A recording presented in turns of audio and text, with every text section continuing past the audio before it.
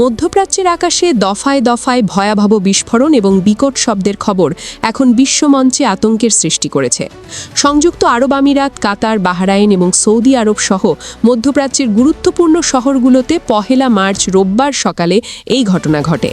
প্রত্যক্ষদর্শী এবং আন্তর্জাতিক সংবাদ মাধ্যমের তথ্য অনুযায়ী প্রতিটি ঘটনার কেন্দ্রবিন্দুতে মার্কিন সামরিক ঘাঁটি অবস্থান করছে। বাহরাইনের স্বরাষ্ট্র মন্ত্রণালয় ভোরে রাজধানী জুড়ে সাইরেন বাজিয়ে জনগণকে সতর্ক করেছে।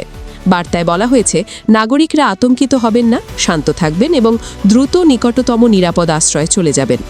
রয়টার্সের প্রতিবেদনে উল্লেখ, বাহরাইনের জাফায়ার এলাকাতে একটি শক্তিশালী বিস্ফোরণের পর আকাশ কালো ধোঁয়ায় ঢেকে যায়।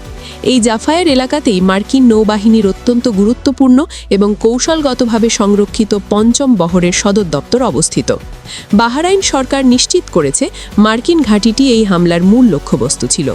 ইরানও সরাসরি ঘোষণা করেছে যে তারা মধ্যপ্রাচ্যে অবস্থিত মার্কিন সামরিক স্থাপনাগুলোর ওপর হামলা চালিয়ে যাবে।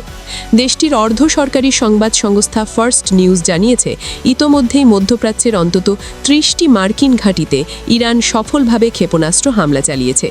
ধারাবাহিকতায় বাহরাইনের মার্কিন ঘাঁটিতে অত্যাধুনিক ক্ষেপণাস্ত্র নিক্ষেপ করা হয়েছে বলে দাবি করা হয়েছে। সংযুক্ত আরব আমিরাতের রাজধানী আবুধাবি থেকেও বিকট শব্দ শোনা গেছে, তবে ক্ষয়ক্ষতির প্রকৃত পরিমাণ এখনও স্পষ্ট নয়।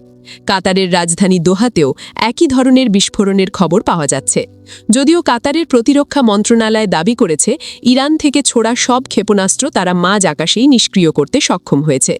কাতার কর্তৃপক্ষ সাধারণ মানুষকে ঘরের বাইরে বের হওয়া নিষেধ করেছে এবং বিশেষ করে সামরিক স্থাপনার আশেপাশ এড়িয়ে চলার কঠোর নির্দেশ দিয়েছে। কুয়েত এবং সৌদি আরবের আকাশেও আতঙ্কের ছায়া নেমেছে। আল জাজিরা জানিয়েছে, কুয়েতে যুদ্ধের সাইরেন বাজানো হয়েছে এবং সেখানে একাধিক রাসায়নিক বিস্ফোরণের খবর এসেছে। সৌদি আরবের রাজধানী রিয়াদও বাদ যায়নি, সেখানেও শক্তিশালী বিস্ফোরণ ঘটেছে, যা সাধারণ মানুষের মধ্যে যুদ্ধ আতঙ্ক সৃষ্টি করেছে।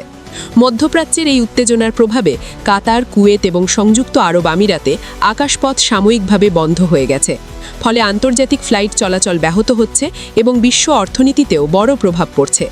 বিশেষজ্ঞরা মনে করছেন, এই উত্তেজনার প্রেক্ষাপট দীর্ঘদিন ধরেই ইরানের পারমাণবিক কর্মসূচি নিয়ে আন্তর্জাতিক আলোচনা চলছিল। ঠিক সেই সময়ে মার্কিন যুক্তরাষ্ট্র এবং ইসরায়েল যৌথভাবে ইরানের ওপর সামরিক অভিযান চালায়। গত বছরের জুনে অপারেশন মিডনাইট হ্যামার নামে এই বড় ধরনের অভিযান সংগঠিত হয়। বর্তমান সংঘাত সেই ঘটনারই ধারাবাহিকতা। মার্কিন প্রেসিডেন্ট ডোনাল্ড ট্রাম্প এক কঠোর বিবৃতিতে ইরানকে সরাসরি হুঁশিয়ারি দেন। তিনি জানিয়েছেন, মার্কিন সামরিক বাহিনী ইরানের ক্ষেপণাস্ত্র ব্যবস্থা এবং সামগ্রিক ক্ষেপণাস্ত্র শিল্পকে পুরোপুরি ধ্বংস করতে প্রস্তুত। ট্রাম্প আরও যোগ করেছেন, ইরানের নৌবাহিনীকে কেউ নিশ্চিহ্ন করতে দ্বিধা করবে না। তিনি স্পষ্ট করে বলেছেন, ইরানপন্থী গোষ্ঠীগুলো যাতে বিশ্বকে অস্থিতিশীল করতে না পারে তা নিশ্চিত করা হবে। ইরানের পারমাণবিক স্বপ্নকে চিরতরে শেষ করার অঙ্গীকারও ব্যক্ত করেছেন তিনি। বিশেষজ্ঞরা মনে করছেন, মার্কিন সশস্ত্র বাহিনীকে চ্যালেঞ্জ করার পরিণতি ইরানকে খুব শীঘ্রই ভোগ করতে হবে। মধ্যপ্রাচ্যের এই উত্তেজনা আন্তর্জাতিক রাজনীতি, নিরাপত্তা পরিস্থিতি এবং অর্থনীতির ওপর দীর্ঘমেয়াদী প্রভাব ফেলতে পারে। আপনার কাছে কি মনে হয়? আপনার মতামতটি কমেন্ট বক্সে জানিয়ে যান এবং আমাদের আপডেট টিভি চ্যানেলটিকে সাবস্ক্রাইব করে পাশে থাকুন। ধন্যবাদ।